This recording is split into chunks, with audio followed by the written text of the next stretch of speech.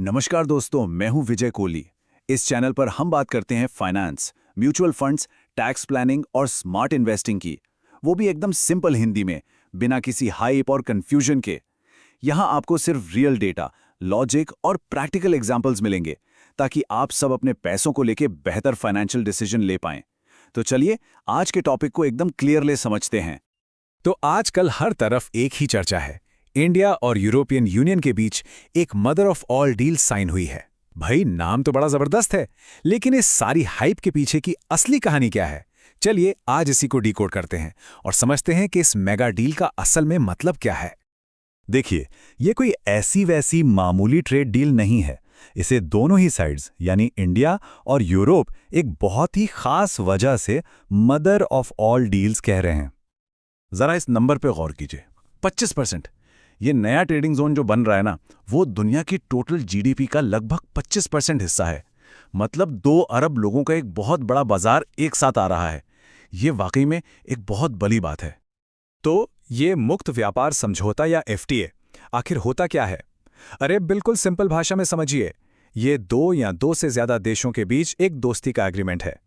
इसमें वो तय करते हैं कि एक दूसरे के साथ सामान खरीदने बेचने पर जो टैक्स या रुकावटें हैं, उन्हें या तो कम कर देंगे या फिर बिल्कुल ही खत्म कर देंगे। मतलब बिजनेस करना आसान और सस्ता हो जाएगा। और हाँ, ये डील कोई रातों रात नहीं हुई है। इसका सफर काफी लंबा रहा है। देखिए, बातचीत 2007 में शुरू हुई थी, फिर 2013 में कुछ वजहों से रुक गई, और फिर आखिरकार 2022 में बातचीत दोबारा पटरी पर आई। और सच कहूं तो हाल के कुछ ग्लोबल इवेंट्स ने इस प्रोसेस को तेजी देने में बहुत बड़ा रोल निभाया है। ठीक है, तो अब आते हैं सबसे जरूरी सवाल पर। इतनी बड़ी डील हो रही है, तो भाई हम भारतीयों के लिए, हमारी अर्थव्यवस्था और हमारे बिजनेस के लिए इसमें क्या खास है? तो सबसे जरूरी बात यह है कि ये डील हमारे उन सेक्टर्स को एक जबरदस्त बूस्ट देगी जो सबसे ज्यादा नौकरियां पैदा करते हैं, जैसे टेक्सटाइल्स, लेदर, ज्वेलरी। मतलब सीधा असर रोजगार पर पड़ेगा। और ये टेबल तो पूरी कहानी साफ कर देती है। देखिए, सी फूड, फुटवेयर, कपड़ों जैसे सेक्टर्स में जहां अभी 12 से 26% तक का भारी भरकम टैक्स लगता है, वो अब सीधा जीरो हो जाएगा। जीरो! सोचिए हमारे प्रोडक्ट्स यूरोपियन मार्केट में कितने ज्यादा कॉम्पिटिटिव हो जाएंगे। और बात सिर्फ सामान तक ही सीमित नहीं है। हमारा जो सर्विस सेक्टर है, खासकर हमारी आईटी कंपनियां और हमारे यंग प्रोफेशनल्स, उनके लिए भी बहुत कुछ है।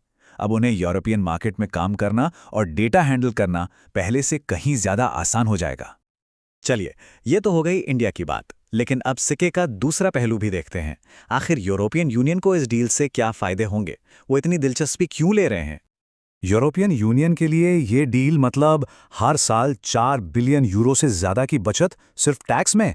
और तो और, उन्हें उम्मीद है कि अगले 6-7 सालों में भारत में उनका एक्सपोर्ट डबल हो जाएगा। अब जरा इस स्लाइड पर ध्यान दीजिए, खासकर वो लोग जो गाड़ियों के शौकीन हैं। यूरोपियन कारों पर जो इंपोर्ट ड्यूटी अभी 110% तक लगती है, वो घटकर सिर्फ 10% रह जाएगी। जी हां, 110 से सीधा 10। इसका मतलब साफ है, ये गाड़ियां भारत में काफी सस्ती हो सकती हैं। और ये सिर्फ लग्जरी कारों की बात नहीं है। European wine, chocolates, processed foods, machinery, ये सब भी सस्ता होगा। लेकिन यहां एक बहुत जरूरी बात है, हमारे किसानों की सुरक्षा का भी पूरा ध्यान रखा गया है। ये सबसे जरूरी पॉइंट्स में से एक है। भारत के कृषि और डेयरी सेक्टर को इस डील से पूरी तरह से बाहर रखा गया है। ये इसलिए किया गया ताकि हमारे किसानों पर इस समझौते का कोई भी नेगेटिव असर ना पड़े। तो ये सब अच्छी अच्छी बातें सुनकर तो यही लग रहा है कि बस कल से ही कीमतें गिर जाएंगी, है ना? वेल, कहानी में एक ट्विस्ट है, एक पेच है। हाँ, ये वो बड़ा सवाल है जो हम सब के मन में है कि आखिर ये सब सस्ता होगा कब? और इसका जवाब शायद आपको थोड़ा हैरान कर सकता है। तो देखिए, कीमतों में कमी तुरंत नहीं आने वाली। असल में इस डील का लागू होने में अभी टाइम लगेगा। पहले इसकी पूरी कानूनी जांच पड़ताल होगी, फिर इसे भारत और यूरोपियन यूनियन दोनों की संसदों से मंजूरी लेनी होगी। इन सब में वक्त लगता है। उम्मीद है कि ये 2027 की शुरुआत तक लागू हो पाएगा। और इसकी भी कोई 100% गारंटी नहीं है कि ये पास हो ही जाएगी। कभी कभी ऐसी डील्स बहुत नाजुक होती हैं, जैसा कि हमने हाल ही में देखा जब साउथ अमेरिका के साथ एक ऐसी ही ऐतिहासिक डील आखिरी मौके पर किसानों के विरोध के चलते रद्द हो गई थी। एक और बड़ी चुनौती है यूरोप का नया कार्बन टैक्स। इसका सीधा मतलब है कि अगर हमारे स्टील या एल्युमिनियम जैसे प्रोडक्ट्स बनाने में ज्यादा कार्बन एमिशन यानी प्रदूषण होता है तो यूरोप उन पर एक एक्स्ट्रा टैक्स लगा देगा। इससे टैरिफ में मिली छूट का फायदा कुछ हद तक कम हो सकता है।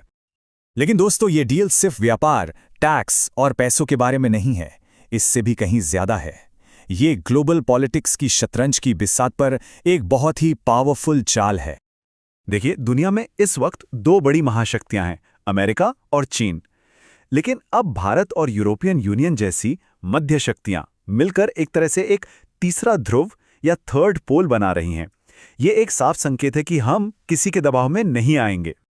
तो सबसे जरूरी बात यह है कि ये पार्टनरशिप दुनिया को एक मजबूत संदेश दे रही है कि हम सुपर पावर पॉलिटिक्स से अलग एक स्थिर और नियमों पर आधारित ग्लोबल सिस्टम बनाना चाहते हैं। तो आखिर में सवाल यही है, क्या ये डील भारत के लिए गेम चेंजर साबित होगी या फिर ये एक ऊंचे दाव वाला जुआ है? देखिए, इस सौदे में मौके तो बेशुमार हैं, लेकिन इसकी सफलता इस बात पर निर्भर करेगी कि हमारे बिजनेस इस बड़े अवसर को भुनाने के लिए कितने तैयार हैं। तो दोस्तों, ये थी भारत EU डील की पूरी कहानी।